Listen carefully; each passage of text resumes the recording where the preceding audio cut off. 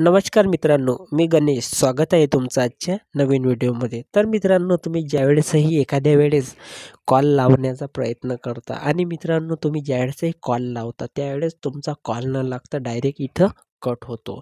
तुम्ही ज्यावेळेसही कोणालाही कॉल करण्याचा प्रयत्न करता तर मित्रांनो तुमचा फोन कॉल न लागता तिथं डायरेक्ट कट होऊन जातो. तुम्ही लावल्याबरोबर कट होऊन जातो. तर मित्रांनो याच्यावरच मी तुम्हाला सोल्युशन सांगणार आहे.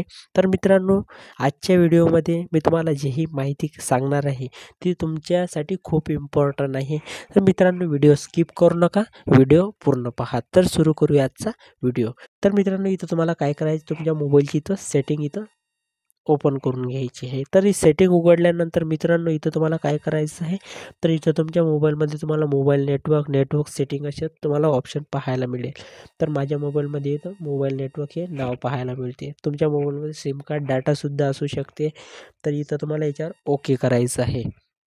आणि तो ओके केल्यानंतर मित्रांनो तुमच्या मोबाईलमध्ये जितकीही 2 सिम असतील, 1 सिम असेल, तर मित्रांनो तुम्हाला ज्याही सिम कार्डवर मोबाईल कॉल लावायला प्रॉब्लेम येत आहे, तर ते सिम तुम्हाला इथं निवडून घ्यायचं आहे. तर मी 2 नंबरचं सिम निवडून घेतो. तुम्हाला काय करायचं आहे, इथं डाटा रोमिंग हे तुम्हाला नाव पाहायला मिळते. तर मित्रांनो हे डाटा रोमिंग तुम्हाला इथं ऑन करून घ्यायचं आहे. तुमचं जर इथं ऑफ असेल तर इथं टर्न ऑन करून घ्यायचं आहे. तर हे इथं ऑप्शन तुम्हाला पाहायला मिळते. हे ऑप्शन तुम्ही चालू केल्यानंतर मित्रांनो इथं काय होते, बऱ्याचदा तुम्ही कोण्याही एखाद्या भागात जाता ज्या भागामध्ये नेटवर्क नसते, तर इथं काय होते की तुम्ही हे डाटा रोमिंग इथं चालू केल्यानंतर तिथं नेटवर्क असल्यावरही तुमचा कॉल लागत नाही मित्रांनो. तर इथं बऱ्याचदा रोमिंगमध्ये गेल्यानंतर तुम्हाला हे डाटा रोमिंग इथं तुमचं जर ऑफ असेल तर इथं तुम्हाला ऑन करून घ्यायचं आहे. आणि नंतर तुम्हाला काय करायचं आहे मित्रांनो, इथं तुम्हाला खालीच इथं वायफाय कॉलिंग हे नाव दिसते. तर मित्रांनो याच्यावर ओके करून तुम्हाला हे माझं ऑन मी आधीच केलेलं आहे.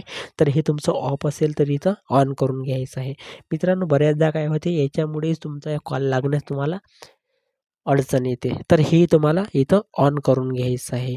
आणि मित्रांनो याच्यानंतर तुम्हाला काय करायचं आहे, तर इथं काय करायचं आहे मित्रांनो, इथं तुम्हाला auto switch data SIM automatically switch the other SIM when the network connection for the default data SIM is weak.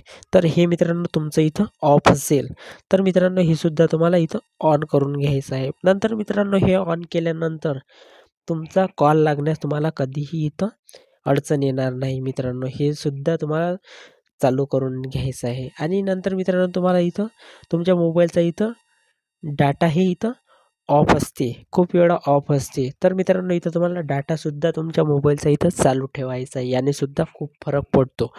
तर मित्रांनो मी ज्याही तुम्हाला इथं सेटिंग सांगितल्या, तर ह्या सेटिंग केल्यानंतर मित्रांनो तुम्हाला कधीही काहीही कॉल करण्यास इथं अडचण येणार नाही. तर मित्रांनो इथं बऱ्याचदा काय होते, तुमचं इथं नेटवर्क फुल असल्यावरही तुमचा कॉल इथं लागत नाही. तर ह्या सर्व सेटिंग केल्यानंतर मित्रांनो तुमचा कॉल नक्कीच लागेल.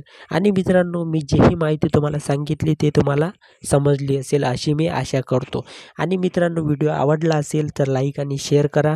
आणि चॅनलवर जर नवीन असाल तर चॅनलला सबस्क्राईब करा आणि बेल आयकॉनवर क्लिक करा. म्हणजे असेच नवनवीन महत्त्वपूर्ण व्हिडिओ तुम्हाला पाहायला मिळतील. तर मित्रांनो भेटूया अशाच महत्त्वपूर्ण पुढच्या व्हिडिओमध्ये.